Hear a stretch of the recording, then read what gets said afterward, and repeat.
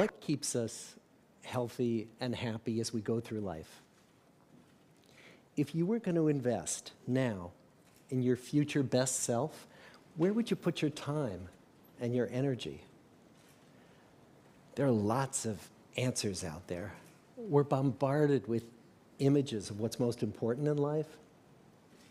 The media are filled with stories of people who are rich and famous and building empires at work. And we believe those stories. There was a recent survey of millennials asking them what their most important life goals were. And over 80% said that a major life goal for them was to get rich. And another 50% of those same young adults said that another major life goal was to become famous. And we're constantly told to lean into work, to push harder and achieve more. We're given the impression that these are the things that we need to go after in order to have a good life. But is that true? Is that really what keeps people happy as they go through life? Pictures of entire lives, of the choices that people make and how those choices work out for them, those pictures are almost impossible to get. Most of what we know about human life, we know from asking people to remember the past. And as we know, hindsight is anything but 20/20. We forget vast amounts of what happens to us in life, and sometimes memory is downright creative. Mark Twain understood this. He's quoted as saying, "Some of the worst things in my life never happened." And research shows us that we actually remember the past more positively as we get older. I'm reminded of a bumper sticker that says, "It's never too late to have a happy childhood." But what if we could watch entire lives as they unfold through time? What if we could study people from the time that they were teenagers all the way into old age to see what really keeps people happy and healthy? We did that.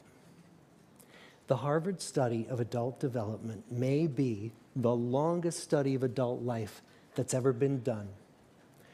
For 75 years, we've tracked the lives of 724 men. Year after year, asking about their work, their home lives, their health, and of course, asking all along the way without knowing how their life stories were going to turn out. Studies like this are exceedingly rare. Almost all projects of this kind fall apart within a decade because too many people drop out of the study, or funding for the research dries up, or the researchers get distracted, or they die, and nobody moves the ball further down the field. But through a combination of luck and the persistence of several generations of researchers, this study has survived. About 60 of our original 724 men are still alive, still participating in the study, most of them in their 90s.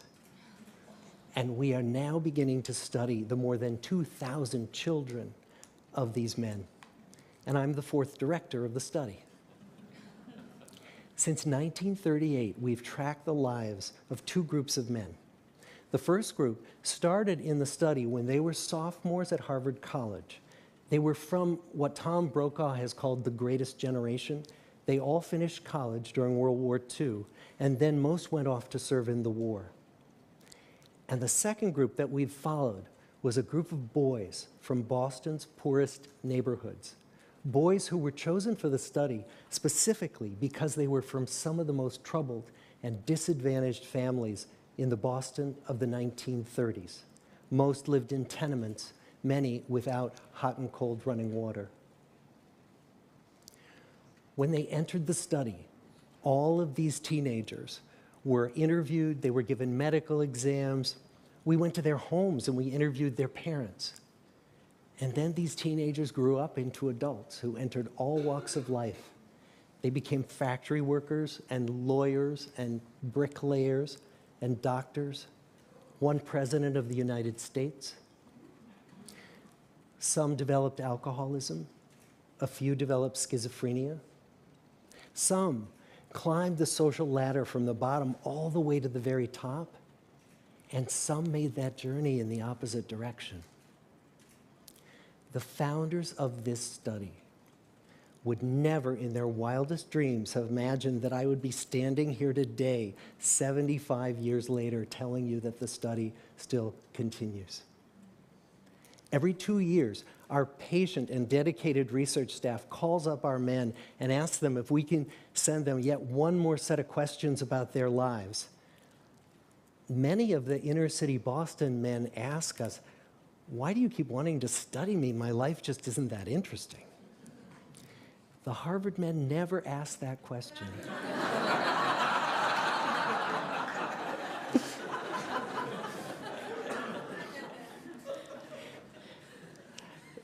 To get the clearest picture of these lives, we don't just send them questionnaires.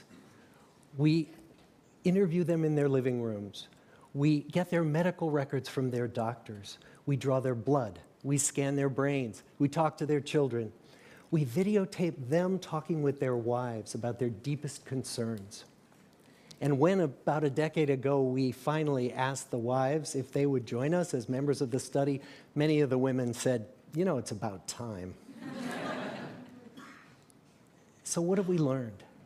What are the lessons that come from the tens of thousands of pages of information that we've generated on these lives?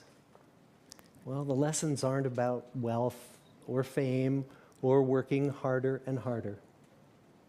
The